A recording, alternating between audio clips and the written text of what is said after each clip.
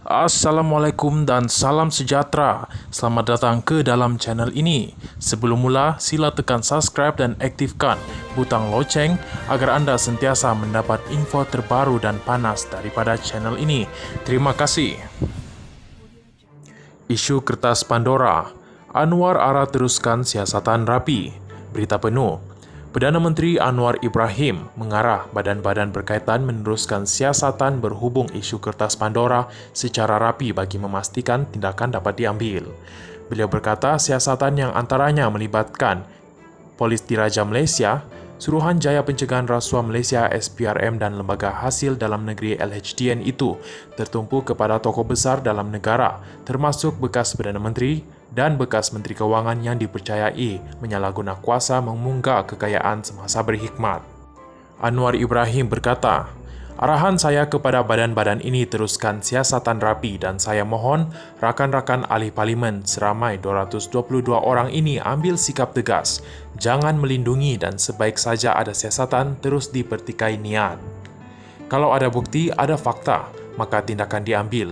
Dan kalau tindakan diambil tanpa fakta, maka itu boleh dicabar sebagai penyalahgunaan kuasa atau motif politik. Tetapi kalau wang ratus bilion dan juta dikeluarkan dan dilindungi, itu akan membawa porak-peranda dan memberi malapetaka kepada negara ini, kata Anwar Ibrahim. Beliau juga berkata, di peringkat internasional ini pendedahan, tetapi tak banyak negara yang mempunyai tekad politik mengarah siasatan yang rapi dan Alhamdulillah Malaysia negara yang cukup jelas supaya ambil tindakan dan memberhentikan amalan budaya memunggah merompak wang negara, kata beliau pada waktu pertanyaan menteri di Dewan Rakyat hari ini. Anwar berkata demikian menjawab soalan Datuk Seri Dr. Noraini Ahmad BN Parit Sulong yang ingin tahu pendirian kerajaan berhubung isu Pandora Papers serta sejauh mana siasatan dan tindakan susulan oleh pihak yang menjalankan siasatan ini.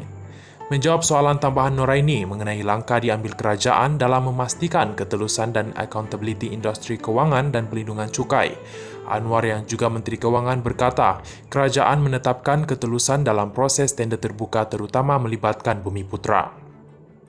Amalan guna peluang membantu Bumiputra tetapi dia songlap wang, ini tak boleh diizinkan kerana memang ada dasar bantu Bumiputra itu kita tak halang.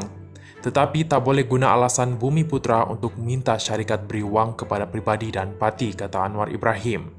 Menjawab soalan tambahan Datuk Seri Tuan Ibrahim Tuan Man, PN Kubang Krian, sama ada kerajaan berhasrat meneliti akaun luar pesisir termasuk dana politik yang disalurkan di luar negara.